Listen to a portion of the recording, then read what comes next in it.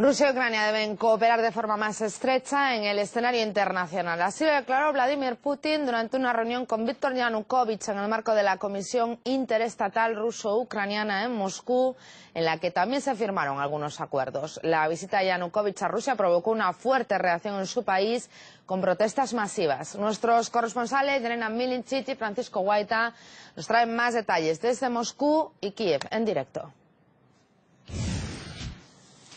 Empezamos contigo, Yelena. ¿Cómo han evaluado ambos presidentes los resultados de este encuentro?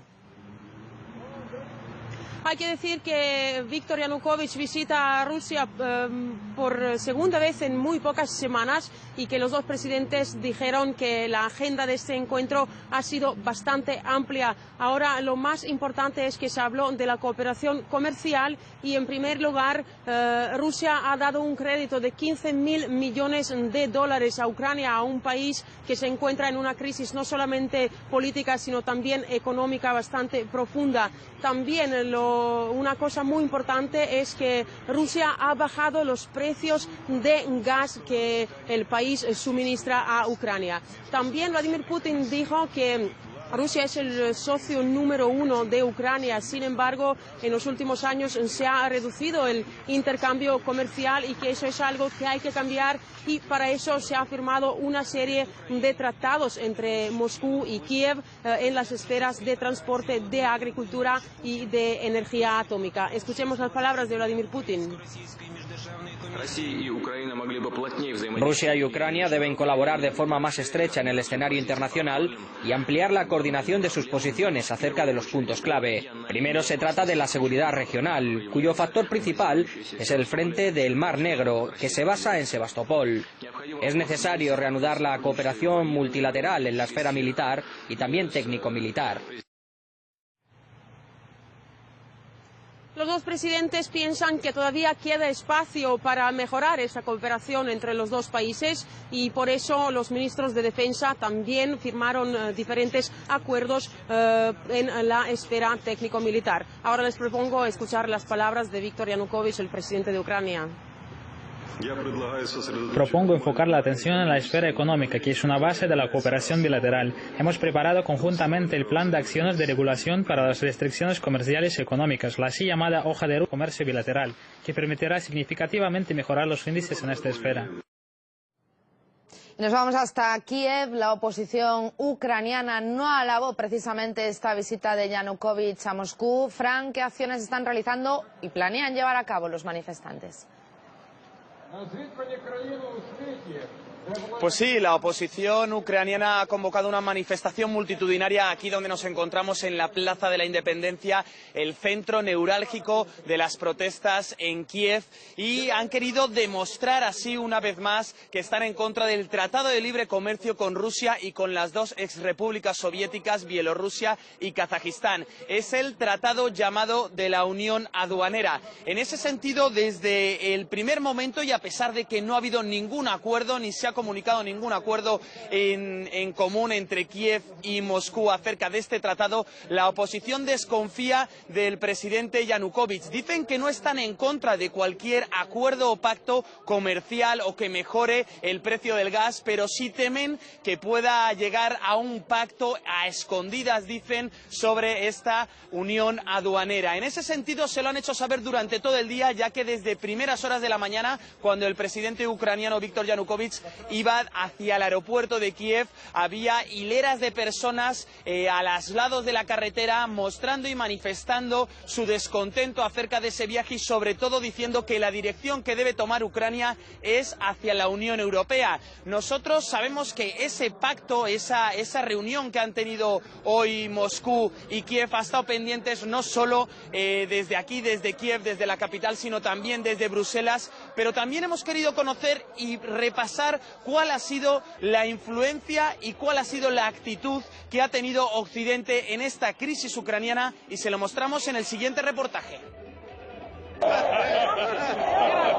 La jefa de la diplomacia de la Unión Europea, la portavoz del Departamento de Estado estadounidense, o el ministro de Asuntos Exteriores alemán. Ellos son solo 3 de los muchos políticos occidentales que han pasado por Maidán en los últimos días.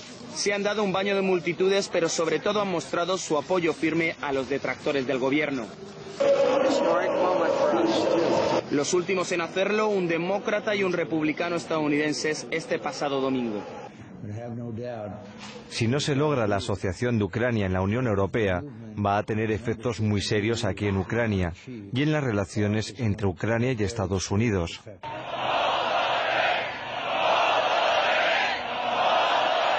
Entonces comenzaron las protestas en el centro de Kiev y con ellas fueron apareciendo altos representantes europeos en Maidán. No escondían de qué lado estaban. Un hecho que se asemeja a lo que ocurrió en la llamada Revolución Naranja, pero con otro contexto. En el caso de la Revolución Naranja estaba más claro porque se suponía que era un atentado a derechos fundamentales, que eran unas elecciones.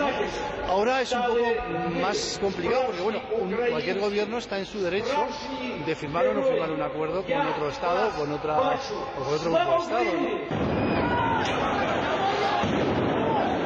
La presión de Bruselas y Washington se ha ido haciendo más explícita. El principal punto de inflexión fue el 30 de noviembre. Ahí la policía actuaba de forma brutal contra decenas de manifestantes pacíficos. Esa noche Roman fue agredido por los antidisturbios. Ahora, 2 semanas después, ha vuelto por primera vez a la misma plaza. Reconoce que la dimensión que han tomado sus protestas ayuda a protegerles. Si tenemos varios diplomáticos internacionales en la plaza, seguramente no habrá una represión semejante por parte de los antidisturbios. Mientras estén aquí, estamos a salvo. Es más, Washington no descarta imponer sanciones a Ucrania si las fuerzas del orden vuelven a golpear a quienes gritan en contra del gobierno. Sin embargo, para algunos analistas, imágenes como estas contradicen las advertencias que el Capitolio impone a otros gobiernos. Estados Unidos no es quien para criticar a ningún otro país del mundo por el tipo de actuación que está llevando a cabo su policía. Todos hemos visto las imágenes con las cuales, de la brutalidad policial con la que despacharon al movimiento de Occupy Wall Street. Y desde luego no se diferencia mucho de lo que hemos estado viendo estos días en Ucrania. Las masivas manifestaciones en Maidán han centrado todas las miradas en las últimas semanas. Sin embargo, la división del país es palpable. Los políticos extranjeros andan por el Euromaidán y agitan las mentes y dicen que solo hay un punto de vista, el de la Plaza de la Independencia, y que nuestra opinión ya no importa a nadie, no la tienen en cuenta. En concreto, hace solo 4 días, miles de personas salían al centro de Kiev. Allí mostraban el respaldo a Yanukovych. Pero lo que también es cierto es que miles de manifestantes siguen congregándose en la Plaza de la Independencia los fines de semana de manera masiva y siguen pidiendo claramente cambios al gobierno. Y es que la mecha de estas protestas, en lugar de ir apagándose, va en aumento. Maidán ha sido testigo privilegiada de los complejos intereses que están en juego en Ucrania. Y hay quienes piensan que quizá Washington y Bruselas han ido demasiado lejos en su apuesta. Francisco Guaita, RT, Kiev, Ucrania.